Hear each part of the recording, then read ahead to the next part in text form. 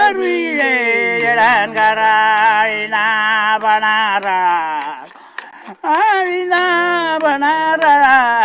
right goes back to the blood of Ngada on this land.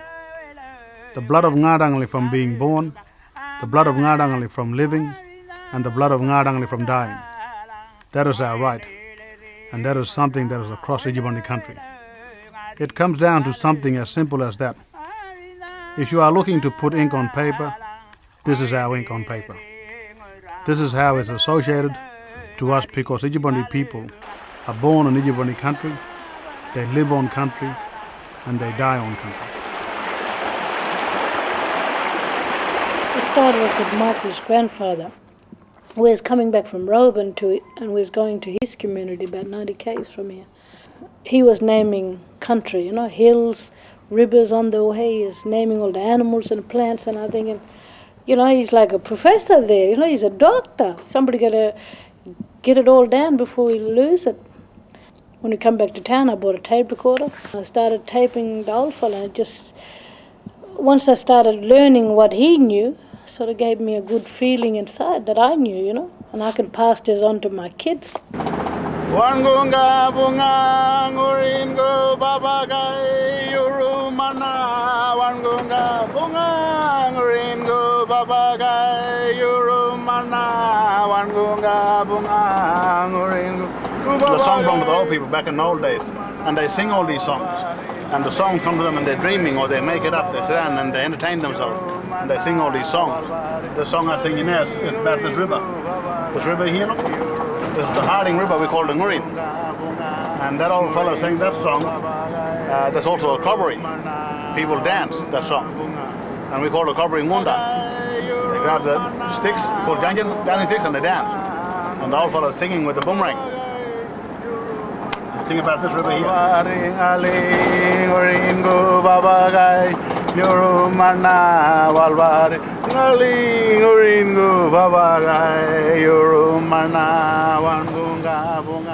The old people kept telling us, our classroom is not here, it's out there. It's in the country. So we started going out, doing field trips out in the bush, and they started naming country, started singing country, and made us more aware that there's a whole new ball game out there for us. We're not nobody. We got something. We got our culture there. And it's not only you sit down and tape them. They like to show you stuff, how it's done. They like to show you when they talk about cooking food. They like to show you how you properly cook it. Emu, turkey, under the ground. So that's the reason we used to go out bush. So we used to collect these animals, and they used to show us how to cook it. Yeah, Lorraine. We're happy to give you those for the people. Not a problem. They now belong to the people in Roebourne, and for you to look after. We're gonna scan all the slides and photos that Pastor Stephen gave us, and we're gonna keep it here. We're gonna put it onto our digital archive. It's called. It's a program that was set up by the Pitjantjatjara people of South Australia. It's based on a FileMaker program, but it's easy access for Indigenous people. And so you click on a photo website, and it'll come up with a photo and who's in the photo, where it was taken, what year, etc. Larana. Yeah, Josie Sampson, isn't it? That's her or not? That can't be her.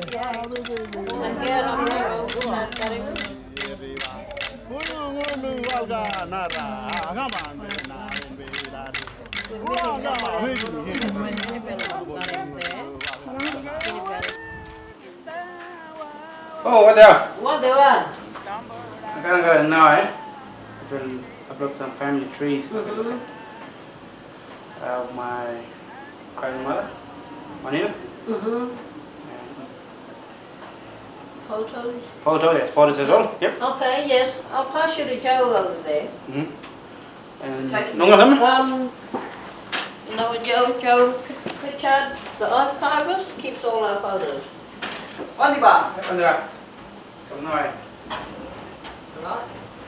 So Angus, what was your family member's name? The extended one, one in Mac. Wani Mac. We'll have a look. So we've got Wanimak here. Wanimak's first husband was Inkari, and his second one was Jilgi. So we've got here Wanimak.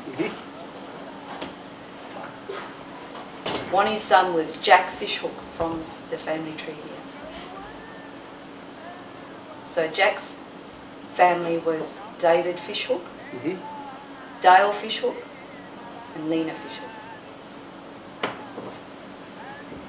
And Lena's daughter was Sharon. The Ngāra's role is really important in places like the media and the language centre, because we know what you can't and can have. And we can tell whoever's out there, well, you can show this bit, you can't show that. You can hear this, but we can't hear this. And that's why our job is really important, as being Ngāra, you know, because we know our culture, we know our people, we know the rules, and we know the do's and the don'ts about it. They keep saying knowledge is power. And once like us, we have a lot of knowledge now passed on by the elders, you know, we're doing this work, and it gives you a really sense of ownership, you know, and gives you a good feeling, and we want that to be passed on to our kids. You know, we want them to have this knowledge of their culture, and the only way they can all get it is through TV, through the technologies of today.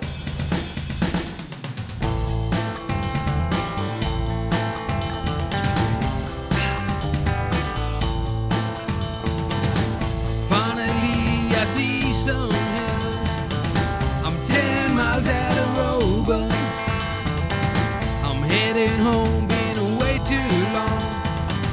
I've been away too long. I look around, I see familiar faces.